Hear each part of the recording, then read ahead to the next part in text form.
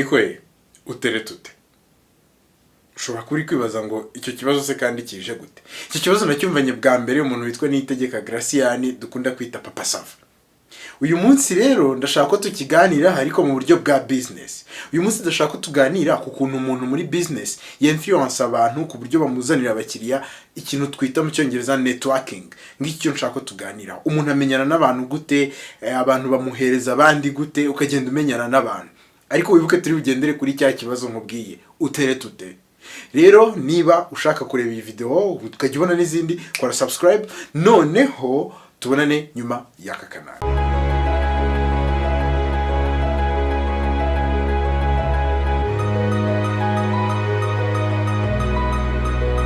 Ngushimiye kuba wakanze kuri iyi video ukaba ugiye kuyireba, ukaba uri no kuyireba kugeza ahangaha. Ibyo ndabikunda cyane rwose. Niba usanzwe ureba video zanjye nge Didier, niba ari ubwa mbere wagera hano tuganira ibintu bitandukanye byo mu buzima busanzwe bituma umuntu yiteza imbere. Uyu munsi rero muri iyi episode ya business n'akazi tugiye kuganira ku kumenyana n'abantu, networking, uburyo umuntu agenda abona abakiriya. Hari abantu bakora business zidasaba ku networkinga cyane, ariko nazo ni nkeya kuko urumva niba ukora boutique nukenera kuyagura, niba ukora ucuruza ibintu bisanzwe abantu bahita baza bakagura, nukenera kubyagura, ukeneye kujya muri bank ukabona credit, ukeneye kumenyana n'abantu mu buzima bwa buri munsi. Niyo mpamvu icyo kintu ushaka ko tukiganira uyu munsi. Ikintu kiri butume tucyumva ni ugutereta. Gutereta. Nicyo tugiye kuganiraho nyine uyu munsi. Gutereta, umuntu atereta abantu gute muri business. Kugira ngo tucyumve rero turahera ku gutereta mu buryo busanzwe. Ubundi habaho ubwoko navuga butanu bw'ukuntu abahungu batereta n'abakobwa baratereta. Nyine ubwo habaho ubwoko butanu bw'ukuntu umuntu atereta undi, niko turi bubivuge. Kugira ngo ubyumve utekereze igihe wenda wigaga nko muri kaminuza cyangwa ku ishuri, nibwo umuntu abona cyane ukuntu abantu baba bakunda guteretana. Iyo tugeze mu buzima bwanze ntabwo tubibona cyane, ko ku ishuri koma muri kumwe nibwo ubibona cyane. Ugerageze gusubiza amaso icyo gihe, ariko no mu buzima busanzwe niba hari abantu uzi bakunda gutereta n'ukuntu batereta, uri buze kumva ubwo buryo ushobora kubukoresha mu kunetworkinga. Umuntu wese uzi kunetworkinga abakoresha bumwe muri ubwo buryo butanu ngiye kukubwira bwo gutereta. Uze kumva n'uburyo wabukoresha. Uwa mbere ni umuntu ufite akarimi. Suza umuhungu ku ishuri waba uzi kugenda akaganiriza abakobwa, akabatera story abakobwa bose ukabona bari kumwe nawe. Mwabo ngabo babaho umuntu ugira akarimi kabisa, ukajya baza iyo muri kumwe muri abo bose buriya bari abantu uri kuvugana nabiki koko, ukumva we ntabwo wabona icyo bari kubabwira ngo kibabwire nawe. Haba abantu bagira akarimi kagenda gusa akaba afite akarimi, kandi ibyo abakobwa bakabimukundira. Habaho n'abandi bahungu nge nakita abashakashatsi. Uri kubyumva? Umuhungu witegereza akavuga ngo uriya mukobwa akunda gusohokera ahangaha, akavuga ngo niba akunda gusohokera ahangaha nanjye nzajya make. Akavuga ngo akunda iki gitabo, waza kwicara ugasanga nicyo ari gusoma, muravugana muhereye kuko ariko gisoma. Ngo akunda kunywera icyayi ahangaha, akahajya akakwiga. Muri uko kukwiga ntiyabura ahantu hamwe mu kubitanira mukaba muramenyanye. Ubwo ndirimbo ya King James avuga ngo azabemera kunde ibyo akunda. Yego n'umushakashatsi azabimenya gute ibyo akunda? Ni ukukwigaho nyine. Abo nabo babaho, kandi uri buze kumva uburyo no muri business naho byakora. Undi ni umuntu wikundisha ku nshuti zawe. Uwo ni uwa gatatu. Uwikundisha ku nshuti zawe kabisa, musaza wawe akaba aramuzi. Niba papa wawe wenda tuvuga urugero afite ibintu ajya ashobora guhuriramo nawe, ukabona araje atahanye na papa bari kuganira, ukabona ageze iwanyu atangiye kumenyana n'inshuti zawe aho uri, ukajya ubona nawe arahari, ntabwo wamenya uko yahageze kuko nyine aziranye n'inshuti zawe, ku buryo ujya kumva inshuti ziravuga ngo ya muhungu ni sawa kabisa, ugatangira kugenda umukunda watigeze aza ngo abikubwire. We yaragiye yigira inshuti zawe zitangira kumugukundisha, uba nawe uramukunze. Undi muntu rero wa kane nukora cyane, uzi kwihiringa kabisa, uzi kwihiringa bien. Akaba azi kwihiringa, akaza igihe cyose umubonye ukabona ari gukora, uri ku buryo abantu baba bazi ngo uriya muhungu kabisa bari gukora, uriya muhungu afite future nziza. Abantu bose kumva bari kumuvuga nyine ko afite future nziza. Byarangiza nawe kumva utangiye kumutekereza, ariko uriya muntu kabisa, no ku bakobwa biba uriya muntu nshobora kumukunda. Undi noneho ni umunyabigo, ariko noneho ufite icyo yagezeho. Wa undi winjira abantu bagahita bavuga uriya muntu uriya arakaze afite amafaranga. Gutereta nyine niko bigenda, ukabona umuntu uriya musore hari umusore uzwi mu gace runaka ko akaza abantu bose bamushaka abastari nyine afite ibigwi afite ibintu yagezeho atari ngombwa rwose kajya kukubwira ngo nitwa kanaka ukimubona ku buryo ashaka kubaza izina tuvuga ngo nitwa kanaka ahubwo ari wowe. Ibyo ngibyo rero ni uburyo abantu benshi bakoresha mu gutereta. Igishekeje niba ufite ubumwe muri ubwo buryo ntugashake guhiga ubundi jya ukoresha ubwo ngubwo kuko urisangamo muri ubwo ngubwo. Muri business yo tugiye kwiga ukuntu umuntu ashobora gukoresha ubwo buryo. Ikintu cya mbere ukwiriye kwiga mu gihe uri ku networking cyabiri ndi kuvuga muri bwa buryo bwose buriyo bw'umuntu uri gutereta. Umuntu uri gutereta abanza kumenya umuntu agiye gutereta, sibyo? Jya umenya ngo umukiriya wanjye ni uwuhe. Ushobora kubona umusore byaba bibabaje uvuga ngo ngiye gushaka, wamubaza ngo haguruka, agahaguruka akakureba. Urashaka gushaka umuntu umeze gute? Ngo umuntu ngo nk'uw'igikara ngo nkamure, ukumva nyine ntagasobanukiwe umuntu ashaka gushaka. Niba ugiye gutereta intego yawe ari ugushaka, ubuzi ngo ndashaka umugore umeze gutya, ndashaka umugabo umeze gutya, sibyo? Niba rero ugiye gushaka n'umukiriya nkuko nyine umuntu ugiye gutereta abazi icyo ashaka, menya icyo ushaka, umenye ngo uyu mukiriya ni wowe. Noneho bitewe na bwa buryo wowe uri bukoresha utereta uramenya aho ugomba kugera. Tuvuga urugero, niba uzi umukiriya wawe uburyo ukoresha bikaba ari ukwikundisha ku nshuti ze, wenda tuvuga urugero ugiye kugurisha ibintu abana barya, uramenya ngo ni izihe nshuti z'abana se zizagura. Umenye ngo ni abapapa wenda cyane cyane ariko abamama, umenye uri buceho kugira ngo ugere kuri ba bana bagure. Cyangwa tuvuga urugero ugiye gukora business yo kugurisha abantu b'abakire ibintu runaka, ntabwo uri bwige ngo kugira ngo muragire ku muntu w'umukire utakunda kuvuga uri busy aca he aca yego, ubimenye ariko wamenye umukiriya. Rero kuva uyu munsi nujya gukora networking jya wiga ngo umukiriya wanjye ni uwuhe, umwige umutekereze nk'aho ari umuntu umwe afite imyaka ingahe, akorera amafaranga ngahe, akunda iki, umwige none ubishyire ku bantu benshi ariko wahereye ku muntu umwe. Ibyo ni ikosa abantu benshi bakora, kutamenya uwo bagiye kwimarketinga, uwo bagiye kwinetworkinga, nyine uwo bashaka kumenyana nawe ngo abo umukiriya wabo. Ubyibuke iyo ugiye gutereta umuntu ngo ushaka ko mubana ubuze icyo ushaka, jya umenyera umukiriya ushaka.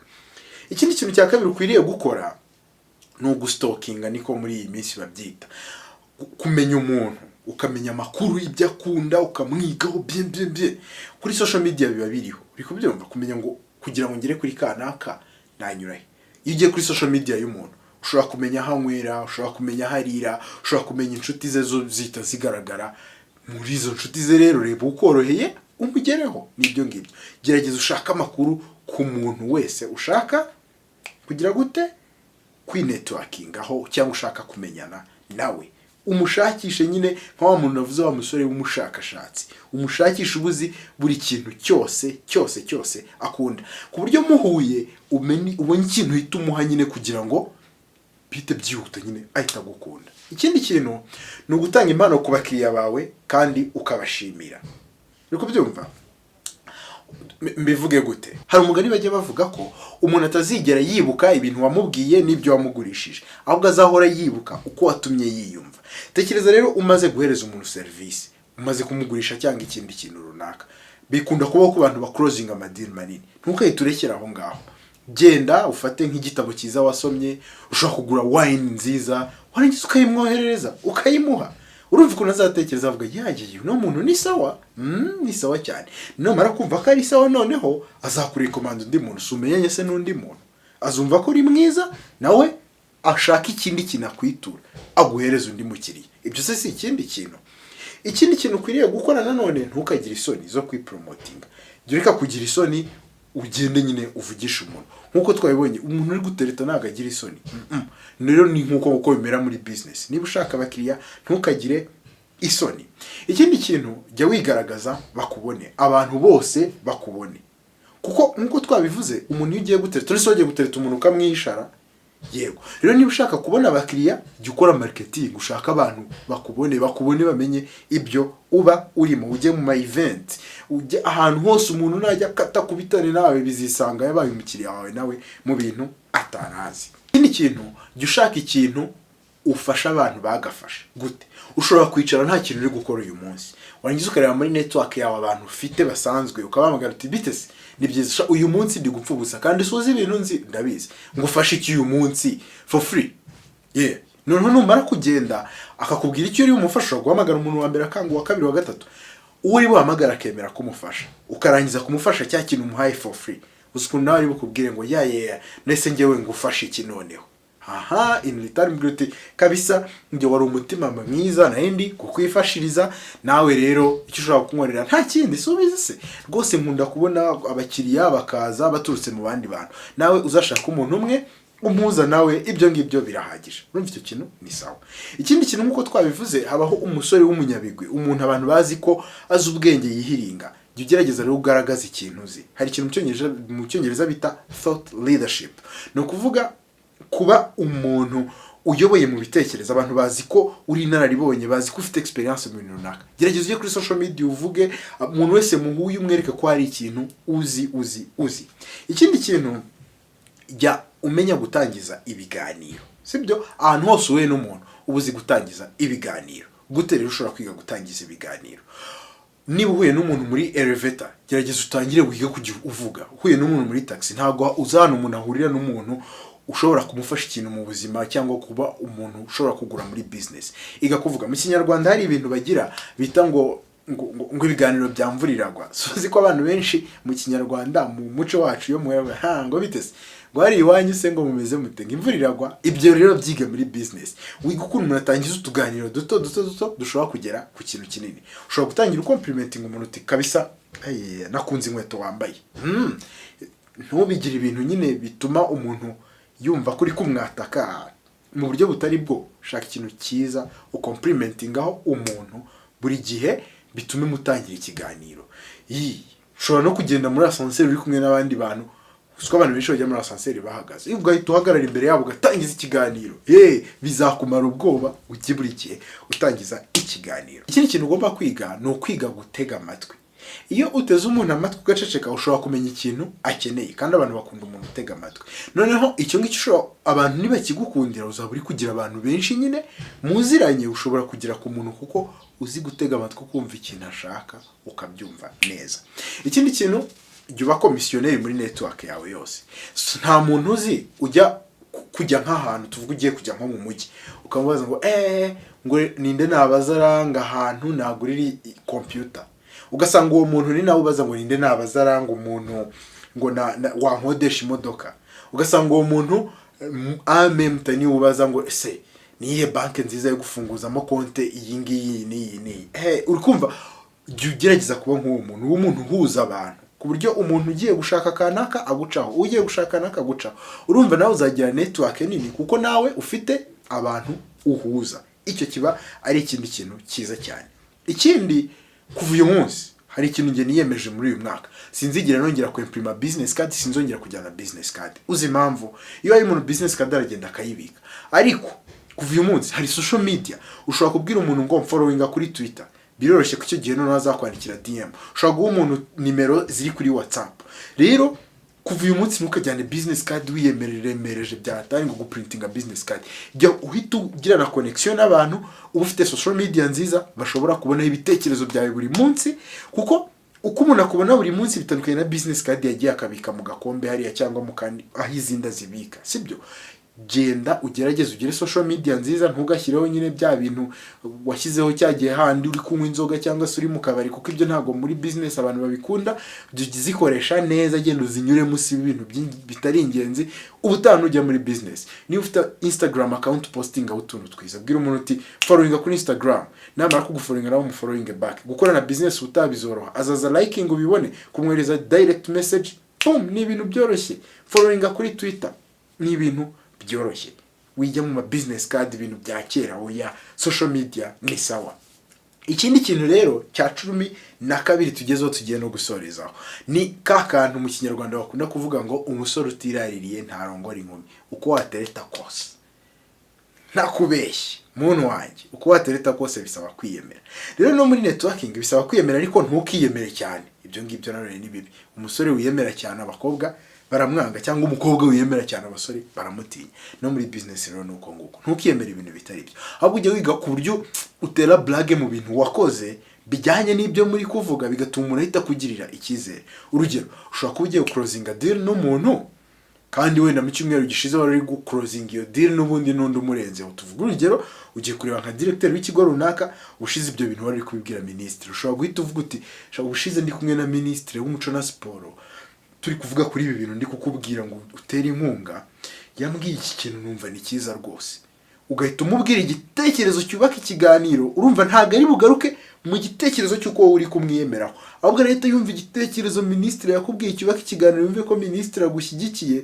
Urumva already wamaze kwiyemera, ariko ntago wiyemeye for the sake yo kwiyemera, wiyemeye kugira ngo wubake ikiganiro uwo muntu yumve ko kabisa uri sawa. Ugerageza rero mu gihe uri kuganira n'abantu mwamuhuriye muri meeting, ugende ubabwira ibyo ukora atari kubabwira ngo nge nkore ibi n'ibi. Mu biganiro muri kuganira ukajugunyamo, ube wiyemeyemo gahoro, ntago bazigera bakuvumbura ko wiyemera. Ntukiyemere cyane, kwiyemera cyane nibi bituma abantu baguhunga. Rero kuva uyu munsi ikintu ugomba kuzirikana, networkinga so kugenda ngo ugende uhereza buri muntu wese business card, ahubwo n'ubwenge. Reba ibintu byose tuvuze ubyumve, kandi niba uri type y'umuntu wenda ugenda kiga ku bantu akaba ari bw'abatereta, ntugashake kugira amagambo menshi kuko ntayo ugira. Ntabwo ubwo nyine type yawe ari kugira amagambo menshi. Nkanjye ngewe type yanjye ni ugutekereza umuntu nkamwigaho, narangiza nkazagenda uwo muntu nkamugeraho. Nibyo, ntabwo nyine ngira amagambo menshi. Ushobora kubona nyine ndi gukora ikiganiro uri kugira amagambo menshi, oya sinyagira, siyo type yanjye. Nuko nguko rero wowe menya type yawe, nurangiza umenye ukuri bu networking ukurikije ibintu byose tuganiriyeho. Rero nkubwira iki, kora subscribe hano cyangwa se ukande kuri iyi video, duhure no muri video ikurikira. Ciao ciao, bye bye.